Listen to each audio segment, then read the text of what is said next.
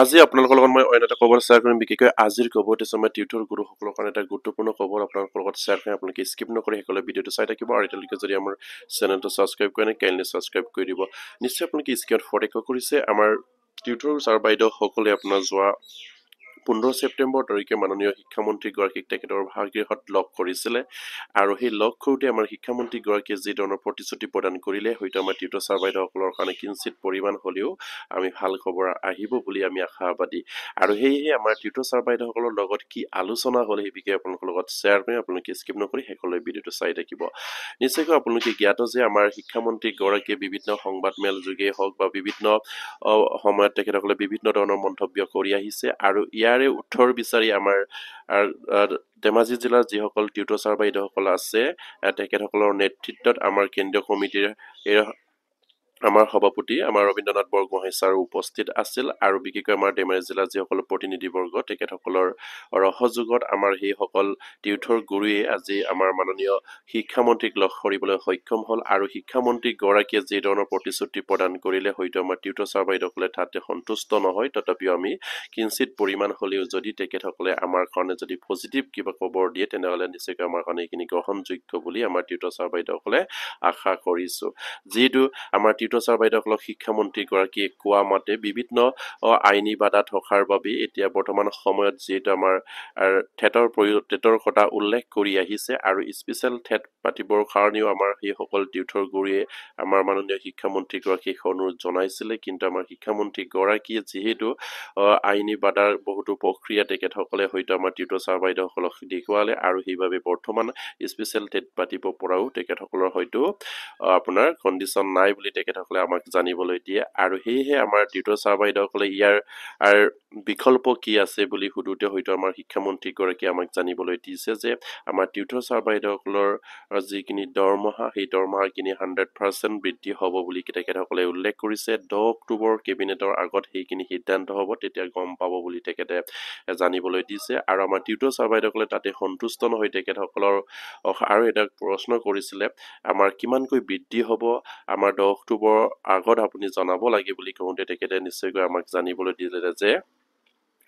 10 অক্টোবৰৰ আগত কেবিনেট হ'ব সেই কেবিনেটত সেইখিনি আপোনালোকে গম পোৱা যাব আৰু এটা কথা তেখেতসকলে আমাক পৰামৰ্শ দিছে যিহেতু আমাৰ দৰমহাখিনি এতিয়া হয়তো দিন ৱেজেছ হিচাপে দিছে দিন হাজিৰা হিচাপে আমাৰ অসম চৰকাৰে সেইখিনি দৰমহা প্ৰদান কৰাৰ কথা তেখেতসকলে উল্লেখ কৰিছে আৰু সেই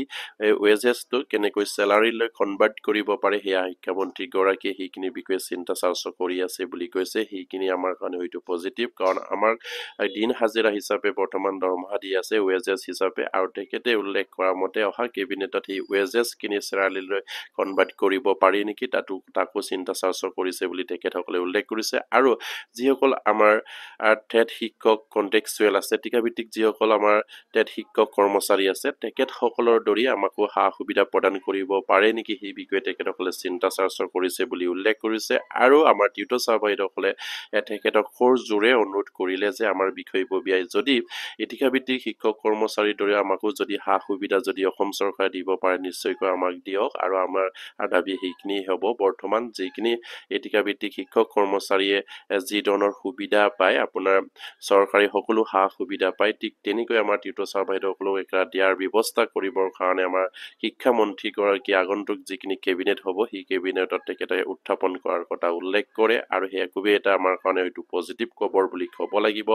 যিমান যি হ'লেও তেখেতসকলে আমাক হয়তো কিঞ্চিত পৰিমাণেও আশা দিবলৈ তেখেতসকলে চেষ্টা কৰিছে আৰু আমি বিশেষকৈ আমাক টিকাভিত্তিক শিক্ষকৰ দৰে যি ধৰণে সা সুবিধা প্ৰদান কৰিলেও কিন্তু আমাৰ সেইখিনি দাবী নহয় আমাৰ দাবীটো হৈছে আমাৰ পূৰ্ণ পৰ্যায়ৰ এজন শিক্ষক হিচাপে আমাক নিযুক্তি প্ৰদান কৰিব লাগে আৰু যিহেতু তেখেতে উল্লেখ কৰিছে যে মাননীয় আপোনাৰ সুপ্ৰিম কোৰ্টে যিখিনি বৰ্তমান ৰায় প্ৰদান কৰিছে সেই ৰায় প্ৰদান কৰা মতে এতিয়া বৰ্তমান এজন শিক্ষক হ'বৰ কাৰণে নিশ্চয়কৈ টেটখিনি DLED আৰু টেট লাগিব বুলি তেখেতসকলে উল্লেখ কৰিছে আৰু সেই টেটৰ প্ৰসংগত তেখেতসকলে বহু ধৰণৰ হয়তো কথা আমাক ক'লে আৰু হয়তো সেই টেটখিনিক আমাক লাগিবই আৰু যি হ'লেও আমাক উদ্ধাৰ হকে হয়তো মাননীয় শিক্ষামন্ত্ৰী হওক বা মুখ্যমন্ত্ৰীয়ে হওক আমাৰ স্পেচিয়েল ডেট পাতি হ'লেও আমাক উদ্ধাৰ কৰিব লাগিব সেয়া আমাৰ প্ৰধান দাবী থাকিব পৰৱৰ্তী পৰ্যায়ত আৰু এতিয়া বৰ্তমান যি আমাৰ মাননীয় শিক্ষামন্ত্ৰী কোৱা মতে যি ধৰণৰ আমাক সা সুবিধা প্ৰদান কৰিব সেয়া আমি আশাবাদী আৰু সেইটোৱে যদি আমাক যদি প্ৰদান কৰে সেই সুবিধাসমূহ কিঞ্চিত পৰিমাণ হ'লেও আমাৰ সেই টিউটৰ ছাৰ বাইদেউসকলে আশা পাব কাৰণ সামান্য এটা মঞ্জুৰি তেখেতসকলক দিন হাজিৰা দি ৰখাটো কেতিয়াও গ্ৰহণযোগ্য হোৱা নাই আৰু সেইবাবে তেখেতসকলক আমিও কৰজোৰে অনুৰোধ কৰিলো আপুনি যি ধৰণৰ পৰামৰ্শ প্ৰদান কৰিছে আমাৰ শিক্ষামন্ত্ৰীগৰাকীয়ে আমাক টিউটৰ ছাৰ বাইদেউসকলক যি ধৰণৰ পৰামৰ্শ প্ৰদান কৰিলে আপোনালোকৰ ৱেজেছটো প্ৰথমতে চাৰিলৈ অনাৰ তেখেতে চেষ্টা কৰিব আৰু আমাৰ সন্তোষজনক দৰমহা বৃদ্ধি কৰাৰ কথা তেখেতসকলে জানিবলৈ দিছে আৰু টিকাভিত্তিক শিক্ষক কৰ্মচাৰীৰ দৰে সকলো সা সুবিধা দিবৰ বাবেও তেখেতসকলে চিন্তা চৰ্চা কৰিছে বুলি উল্লেখ কৰিছে আৰু আগন্তুক যিখিনি কেবিনেট হ'ব সেই কেবিনেটত তেখেতসকলে সেইখিনি হয়তো উত্থাপন কৰাৰ কথা আমাক জানিবলৈ দিছে হয়তো 10 তাৰিখৰ আগত হয়তো যিবিলাক কেবিনেট হ'ব সেই কেবিনেটৰ কোনোবা এটা কেবিনেটত হয়তো আমাৰ টিউটৰ ছাৰ বাইদেউসকলৰ কাৰণে ভাল খবৰ আহিব বুলি তেখেতসকলে জানিবলৈ দিছে আৰু সেইকাৰণে প্ৰতিগৰাকী শিক্ষা টিউটৰ গুৰু যাতে নেকি আমাৰ আৰু যিখিনি সমস্যা সেই সমস্যাৰ পৰা পৰিত্ৰাণ পাব বুলি তেখেতসকলে আশাৰে বাট চাই আছে আৰু সেই আশা নিশ্চয়কৈ এদিন পূৰ্ণ হ'ব বুলি আমিও আশাবাদী আৰু সেয়া মাননীয় শিক্ষামন্ত্ৰী বা মুখ্যমন্ত্ৰীৰ নেতৃত্বত এদিন এই সমস্যা সমাধান হ'ব বুলি আমি আশাবাদী ভৱিষ্যতে আমাৰ টিউটৰ ছাৰ বাইদেউসকলে সংগ্ৰাম কৰি যাব লাগিব আৰু সেই সংগ্ৰাম যাতে নেকি আমি সফল কৰাব পাৰোঁ সেই আমি ভৱিষ্যতে চেষ্টা কৰিব লাগিব আৰু কিঞ্চিত পৰিমাণ হ'লেও যেন 10 অক্টোবৰৰ আগত আমাৰ কাৰণে ভাল খবৰ আহিব বুলি আমি নিশ্চয়কৈ আশাবাদী আৰু আমাৰ টিউটৰ ছাৰ বাইদেউসকলে যাতে নেকি আমাৰ সেই মূল সমস্যাৰ পৰা যেন যাতে নেকি বিচলিত নহয় সেইকাৰণে মই টিউটৰ ছাৰ বাইদেউসকলক অনুৰোধ জনাইছোঁ অসম চৰকাৰে যদি পাঠো বুলি ভাবে তেনেহ'লে নিশ্চয়কৈ অতি সোনকালে স্পেচিয়েল ডেট পাতিব পাৰে সেয়াও আমি কেতিয়াও মাননীয় শিক্ষামন্ত্ৰীগৰাকীয়ে যি ধৰণে উল্লেখ কৰিছে সেইখিনিও আমি হয়তো মানি ল'ব নোৱাৰোঁ কিন্তু আমাৰ সুবিধাৰ্থে নিশ্চয়কৈ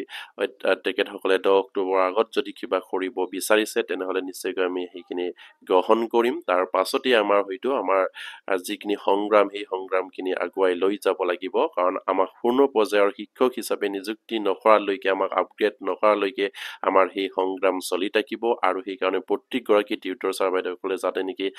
হঠাৎ নহয় দুগুণ উৎসাহেৰে কাম কৰিবলৈ আপোনালোকক অনুৰোধ জনাইছোঁ আৰু ধেমাজি জিলাৰ নেতৃত্ববৰ্গৰ সহায়ত যেন আজি শিক্ষামন্ত্ৰীগৰাকীক লগ কৰাৰ আমাৰ সমস্যাখিনি উত্থাপন কৰা যিখিনি সুযোগ প্ৰদান কৰিলে আমাৰ ধেমাজি জিলাৰ যিসকল বিষয়ববী আছে তেখেতসকলক অশেষ ধন্যবাদ জ্ঞাপন কৰিছোঁ আমাৰ